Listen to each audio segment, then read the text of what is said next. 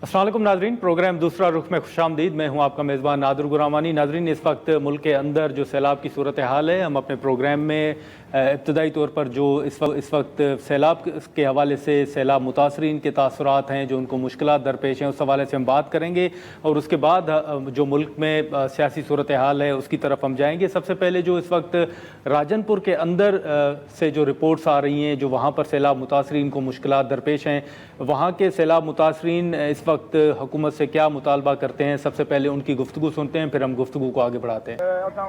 पानी बोड़ के मद मेरा नहीं बैठे न कोई असा को चाय खाना मिलता तो ब्या राशन पानी का नहीं मिलता। हुकूमत को यो राशन पानी देवन से सिर्फ खाने नाल असा राजे कितनी पेन शंभू नहीं देता हुकूमत, मांग मांग आज दे दो कल दे दो। मसले ढेर सारे नुकसान थी गए, ढेर सारे फसलान मुंगियान तेलन सब्जियां बुढ़ गए।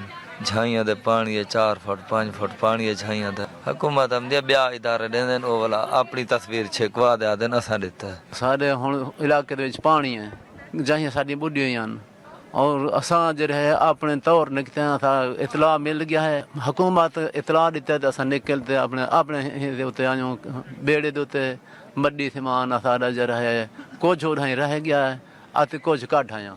हुण पानी सूरत हाल साडी झाई बुढ़ी हुई हुण भी बुढ़ गयो सारा पास जरा जही शही सारा कुछ बुढ़ गए। बाकी थी पधार तो निश्चय बैठो ना कि तंबू कना तानी चेरे ना कशा चेने रोटी आमदी पई है, कहीं को मिलती है कहीं को नहीं मिलती। पानी है जो रोड दे नाल बैठो पानी दे विच इथा ही खाना शाना सब को मिलदा पे, बस जरा कुछ नसीब दे साडे हथे आमदा पे। चाह आमदन देंदे खड़न राशन ही सा को कल दी ब्या हुन तंबू शंबू ए बाओ बदा कहीं बैठे दई में धोपते हूं। आधा सारी मुंगी बढ़ गई है, कमाद को कुछ नहीं थींदा, कपा बढ़ गई है, फसल सारे बर्बाद थी गए, ब्या कुछ नहीं जुगे ढह गए जही ढह गए। ए रोटी जड़ी सा कुड़े ने रोटी बस कहीं को मिल रही है कहीं को क्या नहीं मिल, टाइम पास थींदा पे छां छपरी क्या नहीं धोपते बैठूं। जी नाज़रीन, जो इस वक्त राजनपुर की सूरत हाल थी वो हमने आपके सामने रखी। जो सैलाब मुतासरीन हैं उनका ये दावा है कि अभी तक हुकूमत की तरफ से उनको टेंट्स तक फराम नहीं किए गए और वो खुले आसमान तले बैठे हैं। अभी तक उनको इस तरह जो इमदाद मिलनी चाहिए थी वो भी मुयसर नहीं है और वो हुकूमती या इंतज़ामिया को ये बार बार कह चुके हैं कि उनको टेंट्स तो फराम किए जाएँ, लेकिन अभी तक उनको वो सहूलियात फराम नहीं की गई। अब इसी के साथ साथ जो पंजाब के अंदर सूरत हाल थी, फिर कश्मीर के अंदर कहा गया कि पानी की सतह में इजाफा हो रहा है और कच्चे का इलाका वहाँ पर पानी जो है वो पहुँच चुका है, तो वहाँ से भी जो लोग हैं उनको महफूज मकामात पर मुंतकिल करने का अमल जो है वो जारी है। लेकिन हुकूमत का ये दावा है कि बाज़ जो वहाँ पर लोग मुकीम हैं वो वहाँ पर अपने घर छोड़ने के लिए तैयार नहीं हैं, तो इस हवाले से भी मुश्किलात दरपेश आ रही हैं। कश्मीर के अंदर इस वक्त क्या सूरत हाल है वो हम जानते हैं। गुलाम यासीन हमारे साथ मौजूद है। गुलाम यासीन, ये बताइएगा कि कश्मीर के हवाले से हम मुसलसल ये रिपोर्ट करते आ रहे हैं, जो आज की सूरत हाल है वो आप क्या देख रहे हैं और इंतजामात के हवाले से भी बताइएगा। जी, इस वक्त मैं मौजूद हूँ कनकोट दरियाए सिंध के मकाम पर, जहाँ पर दरमियाने दर्जे की सैलाबी सूरत हाल कई 4 रोज से बरकरार है, मगर जो है इंतजामिया की जानिब से और हुकूमत की जानिब से दावा किए जा रहे हैं कि हमने कई जो है कश्तियाँ फराम की हैं और रिलीफ कैंपें लगाई हैं और लोगों को निकालने के लिए इंतजामात किए हैं।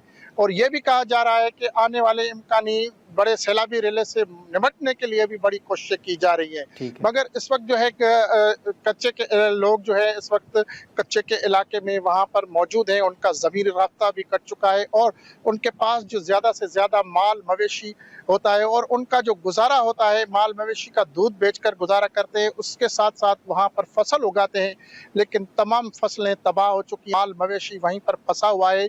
कच्चे के लोग जो है वहाँ पर मैसूर हो गए हैं। इंतजामिया की जानिब से किसी किस्म के इक़दामात उनको निकालने के पक्के की तरफ नहीं किए जा रहे हैं।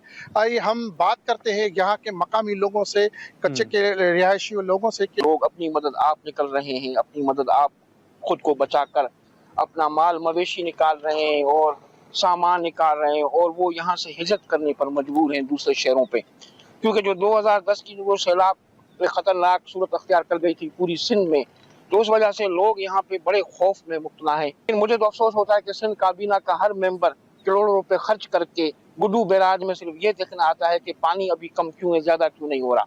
वो इस वजह से चाह रहे हैं कि पानी ज्यादा हो और इस बंद को हम कहीं से कट लगाकर हम डॉलर कमाएं। ان کی صرف یہی سوچ ہے کہ بس ہم پیسے کمائیں اور باقی ان کو کوئی بھی عوام کے ساتھ کوئی بھی کسی علاقے کے ساتھ ہمدردی نہیں ہے. یہاں پر ضلع انتظامیہ کی طرف سے بھی ایز سچ کوئی بھی مجھے ریلیف کیمپ ابھی تک نظر نہیں آیا جہاں پہ کوئی ریلیف کیمپ ہو, جہاں پہ لوگوں کو ٹھہرایا گیا ہو, جہاں پر لوگوں کو 2 وقت کی روٹی دی جائے, جہاں پر مال مویشیوں کو حفاظتی ٹیکے لگائے جائیں, یا ہیلتھ کا کوئی بھی ایسا سینٹر مجھے اس اپنے علاقے میں ابھی تک نظر نہیں آیا. ضلع انتظامیہ سے یہی اپیل ہے خاص کر سندھ گورنمنٹ سے کہ خدا را وہ اپنی عوام کو اور اپنے لوگوں کو بے یار و مددگار نہ چھوڑے. یہ محض ایک قسم کی دعویٰ ہے، لیکن حقیقت میں وہ عوام کو ریلیف دینے میں بالکل ناکام ہو چکی ہے. کچے کے اندر ابھی تک ہزاروں کے تعداد میں لوگ پانی میں پھنسے ہوئے ہیں. حکومت کی جانب سے ان کی کوئی اچھی خاصی مدد نہیں کی گئی ہے. کافی بندے ہیں جو ابھی وہ پکار رہے ہیں کہ بھائی جان کوئی ہمارے ہاں لانچ وغیرہ لائیں, کوئی ہمارے ہاں اور کوئی بندوبست کریں جس کی وجہ سے ہم باہر کچھے پہ آ جائیں. حکومت کے جانب سے کوئی ایسا اقدام نہیں کیا جا رہا ہے جس کی وجہ سے ہم مطمئن ہو جائیں کہ حکومت اپنے طرف سے کوئی کوشش وغیرہ کر رہی ہے. بھائی جان مسئلہ یہ ہے کہ ہم کچے میں پھنسے ہوئے ہیں. پیپلز پارٹی کا یا حکومت کا کوئی بھی تعاون ہمارے پاس کچھ بھی نہیں ہے. ہم پھنسے ہوئے ہیں, لوگ پھنسے ہوئے ہیں, نہ کوئی راشن مل رہا ہے, نہ کوئی بیڑیاں مل رہے ہیں. لوگ پھنسے ہوئے ہیں. آپ نے دیکھا ہے کہ کل ہمارا ایک نوجوان فوت ہو گیا ہے, اس کا ابھی تک لاش بھی نہیں ملا ہے. حکومت کی طرف سے یا ڈی سی کی طرف سے کوئی تعاون ہمارے پاس کچھ بھی نہیں ہے. کچے کے لیے ہم مر رہے ہیں, وہاں پانی میں ڈوب رہے ہیں, کوئی تعاون ہمیں نہیں ہو رہا ہے. ہاں جی, آپ نے یہاں کے مقامی لوگوں کی باتیں سنی. ان کا کہنا ہے کہ حکومت صرف دعوے کر رہی ہے کہ ہم نے یہاں پر ریلیف کیمپیں لگائی ہیں, میڈیکل کیمپیں لگائی ہیں, مگر یہاں پر کسی چیز کے کوئی اقدامات حکومت کے نظر نہیں آ رہے ہیں. لوگ جو ہے وہاں پر کچے کے علاقے میں محصور ہو گئے ہیں. نہ ہی جو ہے ان کے جانوروں کے لیے چارہ موجود ہے, نہ ہی ان کے لیے جانوروں کے لیے کوئی ویکسین کا نظام کیا گیا ہے. جانوروں میں بھی بیماریاں پھوٹ پڑی ہیں. جیسے جیسے پانی بڑھتا جا رہا ہے کچے کے رہائشیوں کی مشکلاتیں بھی غلام یاسین, بہت شکریہ آپ کا. ناظرین, گفتگو آپ نے سنی اور جو سیلاب متاثرین ہیں ان کے تاثرات بھی ہم نے آپ کے سامنے رکھے. ہم یہاں پر ایک مختصر سا بریک لیں گے اور بریک کے بعد جو ملک کے اندر سیاسی صورتحال ہے, جو عمران خان صاحب کے ساتھ ملاقاتوں کے بعد ایک صورتحال سامنے آتی ہے. ہم نے دیکھا کہ حال ہی میں پی ٹی آئی نے قومی اسمبلی کی قائمہ کمیٹیوں سے استعفے دینے کا فیصلہ کیا اور آج پی ٹی آئی کا یہ اہم فیصلہ سامنے آیا کہ اس قومی اسمبلی کے بعد اب سینیٹ کی قائمہ کمیٹیوں سے بھی مستعفی ہونے کا فیصلہ کیا گیا ہے اور آج پی ٹی آئی کے اراکین نے اپنے استعفے جمع کرانے کا سلسلہ بھی شروع کر دیا ہے. پی ٹی آئی پہلے کہہ چکی تھی کہ سینیٹ کی قائمہ کمیٹیوں سے استعفے نہیں دیے جائیں گے, تو اس پر بھی ہم بات کریں گے اور ان کا موقف جاننے کی کوشش کریں گے, لیکن یہاں پر ایک مختصر سا بریک لیتے ہیں. پروگرام میں ایک بار پھر خوش آمدید. ناظرین, ملک کے اندر جو سیلاب کی صورتحال تھی اس حوالے سے گفتگو آپ نے سنی اور جو سیلاب متاثرین کے تاثرات تھے وہ بھی ہم نے آپ کے سامنے رکھے. اب جو خاص طور پر پاکستان تحریک انصاف کی جانب سے حال ہی میں جو قومی اسمبلی کی قائمہ کمیٹیوں سے استعفے کا فیصلہ کیا گیا تھا اور اب سینیٹ کی کمیٹیوں سے بھی استعفے کا فیصلہ کیا گیا اور بعض جو اراکین ہیں انہوں نے اپنے استعفے جمع بھی کرا دیے ہیں. اسی پر ہم گفتگو کریں گے. سینیٹر ہمایوں محمد صاحب ہمارے ساتھ موجود ہیں. سر, بہت وقت نکالنے کا سب سے پہلے تو یہ بتائیے گا کہ پی ٹی آئی کا تو یہ موقف تھا کہ وہ سینیٹ سے جو قائمہ کمیٹیاں ہیں ان سے وہ مستعفی نہیں ہوں گے, پھر اچانک آپ کی نظر میں قومی اسمبلی کے بعد اب سینیٹ سے آپ کو مستعفی کیوں ہونا پڑا ہے؟ بسم اللہ الرحمن الرحیم. یا کا نعبد و یا کا نستعین. دیکھیے, یہ اس فیصلے نے تو تھا اگر حکومت اپنے آپ کو ٹھیک نہیں کرتی, اگر وہ اپنے طریقے ٹھیک نہیں کرتی, بیسیکلی جو ہم نے پچھلے 2, 2.5, 3 سالوں میں دیکھا ہے, ہم نے لاز کو بگڑتے دیکھا ہے, ہم نے ایسے لاز کو بنتے دیکھا ہے کہ جو آپ کی جو ٹرائیکاٹمی آف پاورز ہے, جو سیگریگیشن آف پاور ہے, جو انڈیپینڈنس آف جوڈیشری ہے, اس کو گریجولی ایروڈ کر رہی تھی, تھوڑا تھوڑا کر کے ایروڈ کر رہی تھی. پھر ہم نے دیکھا ایک بہت بڑا ایک طوفانی سیلاب آیا جس نے جوڈیشری کی انڈیپینڈنس کو بالکل تباہ کر دیا. اس کو ہم کہتے ہیں 26ویں ترامیم. یہ وہ 26ویں ترامیم ہے کہ جس کے اوپر 1 سیکنڈ بھی نہ سینٹ کی نہ نیشنل اسمبلی کی قائمہ کمیٹی کے اندر کوئی ڈسکشن ہوئی, نہ ان کے فلور آف ہاؤس پہ ہوئی ہے, اور اس نے بالکل ہی جو بیلنس آف پاور ہے وہ شفٹ کر دیا ہے ججز کی تقرری کا, ججز کے ڈیسیجن میکنگ کا, ٹورڈز دی منشا آف ایگزیکٹو, کیونکہ ایگزیکٹو کی تعداد जो गवर्नमेंट के बेंच है उनकी तादाद बढ़ गई है एक खास हद तक, तो अब वो जो फैसला करना चाहे, जिस जज को करना चाहे, जहां से उठा के लेना चाहे, जितने मर्जी नालायक जज को उठाकर लेना चाहे, अब वो ये काम कर रहे हैं। तो उसकी वजह से जो पाकिस्तान का जो पहले ही निज़ाम, जो अदल का निज़ाम था, वो पहले ही ख़राब था, अब उसको बिल्कुल ही उसका सत्यानाश कर दिया है। प्लस जिस तरीके से ह्यूमन राइट्स वायलेशंस हो रही है, पॉलिटिकल वायलेशंस हो रही हैं, जो कि मैं नहीं कह रहा, जो कि ह्यूमन राइट्स वॉच डॉग्स वाले कह रहे हैं, या जो कि आपके इकोनॉमिस्ट इंटेलिजेंस यूनिट वाले कह रहे हैं, जब ये इस तरीके की चीज़ें, तो मुझे आप बताएं, आप खुद बताएं कि अगर इस किस्म की चीज़ हो तो आप क्या करेंगे। हमने एक्टिव जो क्या कह सकते हैं एहतजाज होता है, एक्टिव तरीके क्या होता है, हमने वो करके देख लिया। जब कोई किसी के अंदर मॉरल करेज ना हो, मॉरल वैल्यूज़ ना हो, डेमोक्रेटिक उनके अंदर कोई नॉर्म्स ना हो, तो फिर वो लोग 26 मई की तरह और बाकी चीज़ों की तरह ये सारा कुछ करते हैं। तो उसके लिहाज से दूसरा आंसर ये हो जाता है कि आप पैसिव रेजिस्टेंस पे चले जाएं, और पैसिव रेजिस्टेंस में मेरे ख्याल में staying with in the system and going out of these things, ये एक बहुत बड़ा मॉरल चैलेंज है।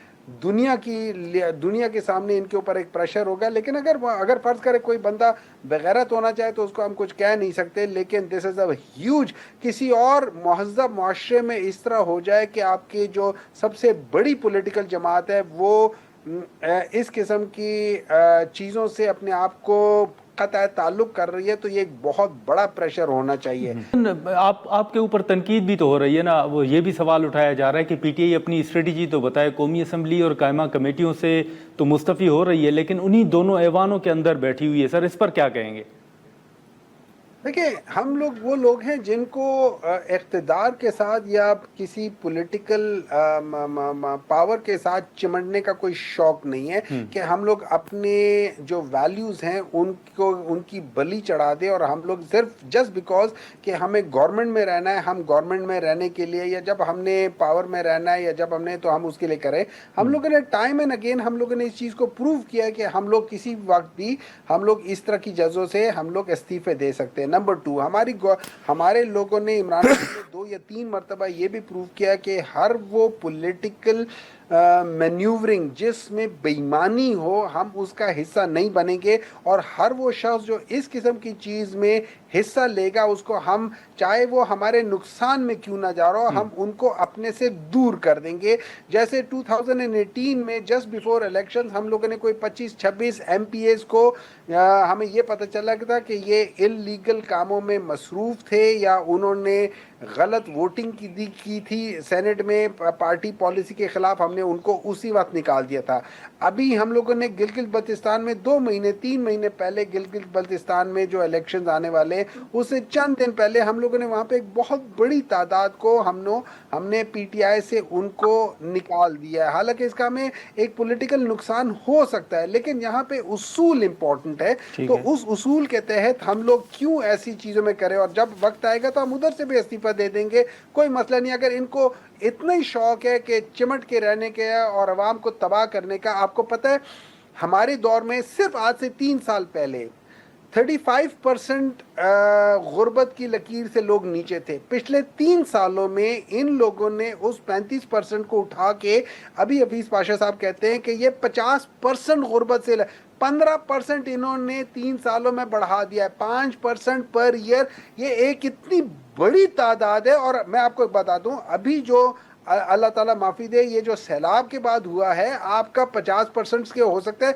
55-60% तक चले जाए। लेकिन ये जो आप बात कर रहे थे हुमायूं साहब, क्या हम ये कह सकते हैं कि अब PTI कौमी असम्बली और सेनेट से भी मुस्तफ़ी हो सकती है? हाँ, दिए जा सकते हैं, क्यों नहीं दिए जा सकते। अच्छा, तो ये ऑप्शन आपके मुताबिक कब इस्तेमाल किया जा सकता है? ये इस तरह है, मैं आपको एक और चीज़ समझा देता हूँ। जब बाकी पॉलिटिकल लीडर्स जेल में होते थे ना, तो किसी के प्लेटलेट्स गिर रहे होते थे, किसी की कमर ख़राब हो गई थी, किसी ने क्या कह सकते हैं अपने एफिडेविट दे दिया था कि दिमाग ख़राब हो गया, कोई फ्राई पैन से इस्त्री करना सीख रहा था, कोई क्या चीज़ कर रहा था, कोई क्या चीज़ कर रहा था, सफाइयाँ कर ले। यहाँ पे एक और लीडर आया है, इत्तेफाक की बात है कि ये किताबें पढ़ता है, ये बीमार नहीं होता अल्हम्दुलिल्लाह, ये एक्सरसाइज करता है, ये कहता है कि मैं अपने मौक़िफ़ से पीछे नहीं हटूंगा, और ये महीने में 40 किताबें पढ़ता है। और उस डर की वजह से लोग इसको किताबें नहीं देते कि यार ये तो पढ़ा लिखा आदमी है। अब जब वो किताबें पढ़ रहे हैं जिसमें आप ये समझ लें कि तफसीर कुरान भी है, जिसमें हुज़ूर सल्लल्लाहु अलैहि वसल्लम के उसवा हसना के ऊपर है, जिसमें बाकी पॉलिटिकल रिलेटेड, चाहे वो इंटरनेशनल अफेयर्स के हो, चाहे पॉलिटिकली वो किताबें हो, या किसी की शान हयात हो, वो सारी चीज़ें पढ़ रहे होंगे। तो जब वो चीज़ें पढ़ के और अखबार पढ़ के करते होंगे, तो वो जो डिसीजन ले रहा होगा उसके अंदर एक ज़रा ज़्यादा डेप्थ होगी। तो इमरान खान ने अपने आप को मेरे ख्याल में इस वक्त उस किस्म के डिसीजन ले रहे हैं जो कि एक स्टेटमेंट्स लेता है। अगर आप देख लें, जहां ज़रूरत पड़ी है उसने कहा है कि यार मैं इस हुकूमत के साथ खड़ा हूँगा या इस इस्टेब्लिशमेंट के साथ खड़ा हूँगा। हालांकि ये सारी चीज़ें जो सख्तियाँ उनके ऊपर इस्टेब्लिशमेंट और हुकूमत ही कर रही है, लेकिन जहाँ मुल्क की बात आ जाती है वो इनके साथ खड़े हो जाते हैं। लेकिन ये याद रखें, बाकी जगहों पे भी मुल्क की जहाँ बात आती है वो हो सकता है इनकी गलत पॉलिसीज़ को आइडेंटिफाई कर रहे हो कि ये गलत काम कर रहे हैं, और वो गलत काम को आइडेंटिफाई करना मुल्क से दुश्मनी नहीं है, वो मुल्क से दोस्ती के मुतरादिफ। नाज़रीन, यहाँ पर एक मुख्तसर सा ब्रेक लेते हैं, ब्रेक के बाद यहीं से गुफ्तगू को आगे बढ़ाते हैं। खैबर पख्तूनख्वा के अंदर ऑपरेशन के हवाले से आप ही की पार्टी के रहनुमाओं के जो मुतज़ाद बयानात आ रहे हैं, आप सर क्या देख रहे हैं, हो क्या रहा है? देखिए, जनरली स्पीकिंग मैं आपको एक बात बता देता हूँ, ये ऑपरेशंस जो है ना, ये सोल्यूशन नहीं है प्रॉब्लम का। सबसे पहले आपने ये अंडरस्टैंड करना है, और ये अंडरस्टैंड करना है आप पाकिस्तान की और दुनिया के एक्सपीरियंस के लिहाज से। पाकिस्तान का एक्सपीरियंस है, हमने 22 इससे पहले 22 या 23 हम लोगों ने ऑपरेशंस कर चुके हैं, उनमें से सब के रिजल्ट्स 1, 2, 3 महीनों के अंदर नील बटा नील थे। पाकिस्तान तहरीक इंसाफ ने जब आए थे, पाकिस्तान तहरीक इंसाफ ने अपने जो पॉलिसी थी वो ज़रा डिफरेंट की थी। हमने उनको एंगेजमेंट के लिहाज से लेकर गए थे कि उनसे बातचीत होनी चाहिए। तो उस दौरान में सबसे कम हम लोगों ने कोई ड्रोन अटैक नहीं होने दिया, क्योंकि देखें, no matter what you do, drone attacks में कोलैटरल डैमेज बहुत हो जाता है। जब कोलैटरल डैमेज बहुत होता है तो जो लेट्स से आप खुदा न खास्ता आपके या मेरे आसपास इलाके में ड्रोन अटैक हो और वो गलत जगह पे चला जाए और मेरे घर या आपके घर में या किसी जगह पे चला जाए, आप बताएं हमारे ऊपर क्या गुजरेगी? क्या हम उसकी वजह से हम लोग उस सारे एक्शन के खिलाफ नहीं हो जाएंगे? हम बिल्कुल खिलाफ होंगे। यही वो चीज़ है जो इमरान खान ने 2010 से 2008 से 2007 से 2002 से मुशर्रफ के जो सारा जो वॉर ऑन टेरर का जो आर यू विद अस और यू आर अगेंस्ट अस के बेसिस पे जो किया था इमरान खान, उसके खिलाफ हुआ था। हम लोगों ने जाके वो मार्च भी की थी ड्रोन्स के खिलाफ और इन सब चीज़ों के खिलाफ। तो ये सारी वो चीज़ें हैं कि जो, और आप देखेंगे कि जब जब ये सारी चीज़ें कर रहे हैं आपके ऊपर दहशतगर्दी बढ़ती जा रही थी। तो इसका आंसर ये नहीं है, इसका आंसर कुछ और है। वो आंसर आपको देखना पड़ेगा, उसको कंसिडर करना पड़ेगा, अदरवाइज आप जितने मर्जी कर लें उससे कोई फ़ायदा नहीं होगा। आखिरी सवाल ये बताइएगा कि ये जो जासूसी के हवाले से, डेटा लीकेज के हवाले से या एमनेस्टी की जो रिपोर्ट है वो आपकी नज़र से गुजरी होगी, आप इस मामले पर क्या कमेंट करेंगे? देखिए, इसमें ये तो जो पिछले दिनों जो हम लोगों ने फायरवॉल और ये सारी चीज़ें और उसके बाद एक्सेस, मेरे ख्याल में ये उसका रिपरकशन है। और मेरे ख्याल में इस वक्त जो नॉर्थ कोरिया और चाइना के बाद प्रॉब्ली सबसे ज़्यादा जहाँ कहीं हो रहा है वो इस किस्म की चीज़ हो रही है। ऑब्वियसली जब आप किसी के ऊपर सर्वेलेंस करेंगे और आप वो डाटा अपने पास लेकर करेंगे, और हमारे यहाँ पे अभी तक पिछले कितने 3 साल से तो अफनान जो है वो डेटा प्रोटेक्शन के लॉ को लेकर चल रहा है, और हर दफ़ा कभी ये कभी वो कभी फलाना जो है वो उसकी वजह से वो डेटा प्रोटेक्शन लॉ अभी तक पास नहीं हुआ। नंबर 1। नंबर 2, जब आप अपने लोगों के ऊपर मुखबरी करना शुरू कर देंगे, हर एक चीज़ का एक साइड इफ़ेक्ट होता है। उसका साइड इफ़ेक्ट ये है कि जब आप मेरा डाटा آپ کریں گے تو کہیں نہ کہیں وہ ڈیٹا لیک ہو جائے گا اور وہ کسی نہ کسی کے پاس چلا جائے گا. جب آپ سرویلنس کرتے ہیں یہ ساری چیزیں جاتے ہیں. اس وجہ سے مہذب معاشروں میں اس قسم کی چیز کو برا سمجھا جاتا ہے اور یہ چیز غلط ہے. کسی کے پرائیویٹ چیزوں کو آپ یا پرائیویٹ ان کی جو کام ہے یا ان کے جو پرائیویٹ ان کا جو ورک ہے اس کے اندر آپ مداخلت نہیں کرتے ہوتے. یہ چیزیں بڑی امپورٹنٹ ہوتی ہے لیکن ہم یہ ساری چیزیں کر رہے ہیں. ہم کیوں کر رہے ہیں اس سوال کی طرف آپ کو آنا چاہیے. ہم اس لیے کر رہے ہیں کہ جب انلیجیٹمیٹ کام آپ کرو گے, جب آپ انلیجیٹمیٹلی حکومت میں آ کے بیٹھو گے, جب عوام آپ کے ساتھ نہیں ہوگی تو پھر آپ ہر وہ حربہ استعمال کرو گے جس حربے سے آپ لوگوں کو کنٹرول کر سکو, اور وہ حربے پھر اس قسم کے حربے ہوتے ہیں جو کہ آپ یوز کرتے ہو. آپ اس وقت آپ لوگوں نے میکسیمم نمبر آف جو پرائم ٹائم والے جو اینکر لوگ تھے ان سب کو آپ نے سائیڈ لائن کر دیا, کسی کو جیل میں بھیج دیا, کسی کو باہر بھگا دیا, کسی کو کیا کر دیا. یہ اس قسم کی چیز پاکستان میں آج تک نہیں تھی اور یہ ہیومن رائٹس واچ ڈاگ والے بتا رہے ہیں کہ اس وقت پاکستان میں ٹوٹل اپریسو رجیم ہے. اپریسو رجیم کا مطلب ہے جس کے اندر آپ لوگوں کے اوپر ظلم اور تشدد کر رہے ہو, ان کو اپنے کام نکلوانے کے لیے ان کے اوپر ظلم کر رہے ہو. اور جو اکانومسٹ انٹیلیجنس یونٹ ہے اس کے لحاظ سے پاکستان اس وقت ٹوٹل اتھارٹیرین رجیم ہے. اس کے اندر اگر یہ لوگ کہتے ہیں نا کہ یہ ہائبرڈ ہے تو ہائبرڈ نہیں ہے, یہ ٹوٹل اتھارٹیرین رجیم کے ساتھ چل رہے ہیں اور یہ پرابلم ہے. اگر آپ جب تک اس کو ٹھیک نہیں کرو گے پاکستان کا آگے بڑھنا ممکن نہیں ہے, مشکل ہے. الٹا یہ فردر نیچے ہوتا جائے گا. 50% پاورٹی لائن سے نیچے ہو گئے. آپ کے باقی سارے انڈیکیٹرز بھی تباہ ہو گئے. آپ لوگوں نے کوئی پتہ نہیں کتنے ہائیسٹ اماؤنٹ آف آپ لوگوں نے لون ان 3 سالوں میں لے لیا ہے. 45 آپ کے پاس تھا, 45 میرے خیال میں خراب تھا, وہ ابھی کہیں جا کے کوئی 75 کے قریب چلا گیا ہے. تو اب آپ سوچ لیں کہ ان 3 سالوں میں کتنا زیادہ ظلم ہوا ہے. اور اس وقت پاکستان کی جو برتھ ریٹ ہے وہ پاکستان کی جی ڈی پی گروتھ سے زیادہ تیز ہے. تو ان ادر ورڈز آپ مائنس میں جا رہے ہو. چلیے ہمایوں صاحب بہت شکریہ وقت نکالنے کا. ناظرین, ہمایوں محمد صاحب کی گفتگو آپ نے سنی. ہم یہاں پر ایک مختصر سا بریک لیتے ہیں اور بریک کے بعد سینیٹر عفنان اللہ خان صاحب ہمیں جوائن کریں گے. جی ناظرین, گفتگو آپ نے سنی. اس وقت ہم جو باقی ملک کے اندر سیاسی صورتحال ہے اس حوالے سے گفتگو کریں گے اور سینیٹر عفنان اللہ خان صاحب ہمارے ساتھ موجود ہیں. عفنان صاحب بہت شکریہ وقت نکالنے کا. سب سے پہلے تو سر یہ بتائیے گا کہ حال ہی میں قومی اسمبلی کی قائمہ کمیٹیوں سے پی ٹی آئی نے استعفے دیے اور آج سینٹ کی قائمہ کمیٹیاں جو ہیں وہ بھی چھوڑنے کا فیصلہ کیا گیا ہے. آپ کس طرح دیکھ رہے ہیں پی ٹی آئی کے اس فیصلے کو؟ دیکھیں, میں یہ سمجھتا ہوں کہ پی ٹی آئی کی جو ہمیشہ سے ایک نیگیٹو آؤٹ لک رہی ہے, ایک ایسی آؤٹ لک رہی ہے جس کے اندر ان کی وجہ سے انتشار پھیلتا ہے, ان کی وجہ سے تباہ و بربادی آتی ہے, ان کی وجہ سے سوشل فیبرک پاکستان کا خراب ہوتا ہے, لوگ گالیاں دیتے ہیں. تو یہ اسی جو طرز سیاست کی ایک کڑی ہے, آپ سمجھ لیں. پہلے بھی انہوں نے پنجاب حکومت وہ پنجاب اسمبلی کو توڑ دیا تھا, خیر پختونخوا کی اسمبلی کو توڑ دیا تھا. اب اگر یہ قائمہ کمیٹیاں بھی چھوڑنا چاہتے ہیں تو ان کی مرضی ہے. ٹھیک ہے, لیکن عفنان صاحب آپ سے پہلے سینیٹر ہمایوں صاحب ہمارے ساتھ تھے اور وہ کہہ رہے تھے کہ ہو سکتا ہے کہ وقت آنے پر ہم قومی اسمبلی اور سینٹ سے بھی مستعفی ہو جائیں. جی ٹھیک ہے, یہ ان کا رائٹ ہے. اگر وہ سمجھتے ہیں کہ وہ قومی اسمبلی اور سینٹ سے مستعفی ہونا چاہتے ہیں تو یہ ان کا رائٹ ہے. پھر ان کی جگہ پہ اور لوگ آ جائیں گے اور وہ اپنا الیکٹ ہو جائیں گے اور یہ باہر ہوں گے سسٹم سے.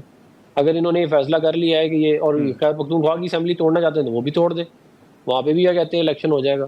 تو ایسا کوئی مسئلہ نہیں ہے. کہتے ہیں اگر یہ دیکھیں بات یہ ہے کہ نہیں, لیکن عفنان صاحب ایک طرف کہتے ہیں کہ ہم پولیٹیکل لوگوں سے بات نہیں کرنا چاہتے. خود جو ہے وہ سب سے زیادہ اسٹیبلشمنٹ کو سپورٹ ان کی وجہ سے ہوتی ہے. اس کے یہ خود جو ہے کہتے ہیں ہم ان سے بات کریں گے. اس کے بعد ساتھ ساتھ یہ کہتے ہیں جی ہم استعفے دے رہے ہیں. بھائی اگر آپ نے استعفے دینے ہیں تو آپ ضرور جا کے دیں, لیکن ہم آپ کی بلیک میلنگ میں نہیں آئیں گے. نہیں, لیکن عفنان صاحب یہ اگر قائمہ کمیٹیاں چھوڑ دیتے ہیں دونوں ایوانوں کی تو آپ نہیں سمجھتے کہ جو پارلیمنٹری ایک پروسیجر ہے یا پروسیس ہے اس پہ کوئی اثر پڑے گا, کمیٹیاں آگے نہیں چل سکیں گی؟ نہیں, کمیٹیاں چل جائیں گی کیونکہ باقی ساری پولیٹیکل پارٹیز تو بیٹھی ہوئی ہیں. یہ اگر جانا چاہتے ہیں تو یہ چلے جائیں, ان کی اپنی مرضی ہے. لیکن باقی تمام پولیٹیکل پارٹیز سسٹم کے اندر موجود ہیں, وہ اپنا کام کرتی رہیں گی.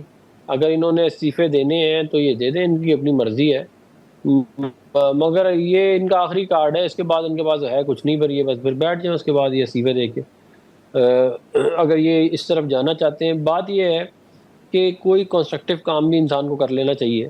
مطلب عمران خان صاحب اتنے، مطلب ملک، اس خطے کے کیا حالات ہیں، ملک کے کیا حالات ہیں، مگر ان کو صرف اپنی پڑی ہوئی ہے کہ میں کسی طرح وزیر اعظم بن جاؤں تاکہ میں اپنا ایجنڈا پورا کر سکوں۔ تو بھئی آپ ایکسپوز ہو چکے ہیں بری طرح اس ملک کے لوگوں کے سامنے، عوام کو پتہ ہے کہ آپ کو ان کی کتنی پرواہ ہے، تو آپ کے یہ والے اب یہ جو چالیں آپ کی اب کسی کام کی نہیں، آپ جو مرضی کرنا ہے کر لیں، اس سے کوئی فرق نہیں پڑے گا۔ تو آپ کو خان صاحب کا مستقبل کیا نظر آ رہا ہے سر؟ مجھے تو تاریخ ہی نظر آ رہا ہے، کیونکہ دیکھیں بات یہ ہے کہ پولیٹیکل موومنٹس جو ہے نا ان کو چلانے کا ایک طریقہ ہوتا ہے۔ پولیٹیکل موومنٹس کے اندر آپ کو آپ نے ایک آئیڈیولوجیکل سٹینڈ لینا ہوتا ہے۔ ان کا آئیڈیولوجیکل سٹینڈ نام کی کوئی چیز ہے ہی نہیں، کہتے ہیں ہم نے اسٹیبلشمنٹ سے بات کرا، اسٹیبلشمنٹ ہم سے بات نہیں کر رہی، یہ تو ان کا حال ہے۔ ساتھ ہی یہ کہتے ہیں کہ جی ہاں جو ہے وہ ہم سیاسی لوگوں سے بات نہیں کرنا چاہتے، تو پھر آپ اگر یہ آپ کا سٹینڈ ہے نا تو پھر اچھا ہے آپ اسمبلیوں سے نکل جائیں ہماری طرف سے۔ نہیں لیکن عفنان صاحب پھر ایک طرف تو چلیں حکومتی رہنما یہ کہہ رہے ہیں کہ وہ استعفے دے دیں کوئی فرق نہیں پڑتا، پھر دوسری طرف حکومت یہ بھی کہہ رہی ہے کہ ہم ان کے استعفے منظور نہیں کریں گے اور یہ اہم معاملہ ہے تو اس پر ہم بیٹھ کر مشاورت کے ساتھ آگے بڑھیں گے۔ دیکھیں یہ تو ظاہر حکومت کے پاس ایک وہ ہوتا ہے کہ استعفے جو ہے وہ ایکسیپٹ کرنے کا ایک پروسیس ہے جو وہ پورا کرنا پڑتا ہے، اس پروسیس کو پورا کیا جائے گا، اور ظاہر ہے ہم جو ہے وہ کوئی ہیپ ہیزرڈ طریقے سے یا نی جرک ری ایکشن نہیں دیں گے، ہم سوچ سمجھ کے اور تحمل کے ساتھ معاملے کو لے کے چلیں گے۔ آپ کو پہلے بھی یاد ہوگا کہ انہوں نے اسمبلیوں سے استعفے دے دیے تھے اور اس کے بعد پھر انہی اسمبلیوں میں آ کے یہ بیٹھ بھی گئے تھے۔ تو یہ عمران خان صاحب جو ہے ان کا موڈ جو ہے وہ مطلب کہ موسم کے حساب سے جو ہے وہ تبدیل ہوتا رہتا ہے، کبھی صحیح ہو جاتا ہے کبھی خراب ہو جاتا ہے، اس کے حساب سے ان کی سیاست بھی ویسی چل رہی ہوتی ہے۔